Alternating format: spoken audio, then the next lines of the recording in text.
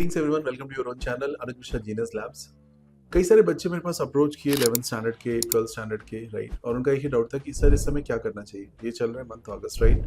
और इस समय हमें एग्जैक्टली क्या स्ट्रैटेजी रखनी चाहिए अपनी और क्या क्या पोर्शन कंप्लीट कर लेना चाहिए। तो चलिए मैं शुरू करता हूँ ग्रेड 11th की तरफ से।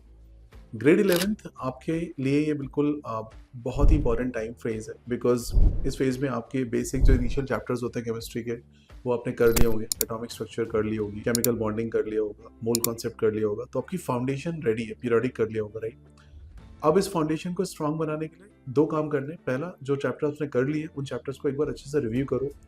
Try some difficult quality problems. See there are two approaches कि आप बहुत सारे क्वेश्चन सॉल्व करते हैं और एक होता है कि मैं अच्छे क्वेश्चन सॉल्व करता हूँ, अच्छे question, quality question. 10 quality questions can be equivalent to thousands of useless questions which you just invest your time in, like waste your time, right? Don't do that. Go for quality question, go for good questions, okay? This is one important part. Now coming to the next, along with 11th standard, if I talk about the 12th standard portion, 12th standard students आपके लिए जो अभी time है ये बिल्कुल like towards the JEE mains हम approach कर चुके हैं।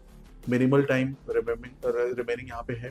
उस रिमेनिंग टाइम में हम क्या क्या कर सकते हैं, उस रिमेनिंग टाइम में हम अपने पहले तो पूरी प्रिपरेशन को एक बार लाइन अप करें कि हमारे कौन से टॉपिक अभी भी छूटे हुए हैं। उन छूटे हुए टॉपिक्स पे थोड़ा सा काम करना है और कोशिश करो कि आपका जो पोर्शन है वो नवंबर फर्स्ट वीक में आके उसके पहले ही खत्म हो जाए, अक्टूबर एंड तक खत्म हो जाए। That will be the best case scenario. नवंबर दिसंबर आप पूरा रिवाइज करो और जेई मींस अच्छे से लिखो, ठीक है। सो 11th की स्ट्रैटेजी थोड़ी डिफरेंट है। उनको फाउंडेशन पे काम करना होगा, उनको अपने फंडामेंटल स्ट्रॉन्ग करने होंगे। जो टॉपिक्स उन्होंने किए हैं कोर टॉपिक, उनको रश नहीं करना है। आपको देखो दो चीज़ें हो सकती हैं, अगर आप रश करते हो, पोर्शन एक बार कंप्लीट करते हो, दोबारा से फिर से करना पड़ता है, वो उतना ही डबल काम बढ़ जाता है। तो अच्छा होगा कि आप इसको एक अच्छे तरीके से कंप्लीट करें। जो भी पोर्शन आपने लगता है कि नहीं ये वाले कॉन्सेप्ट मेरे नहीं क्लियर है, उन पर आप काम कर लो।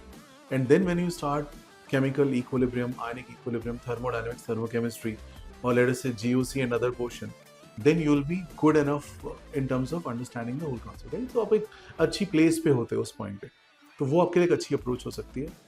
फॉर 12th स्टैंडर्ड स्टूडेंट मैं फिर से बोलूँगा कि आपको अपने रिविजन मोड की तरफ बढ़ना होगा। फटाफट पोर्शंस क्लोज करो और कोशिश करो कि आप रिविजन करके सारी चीज़ों को अच्छे से एग्जाम में करो।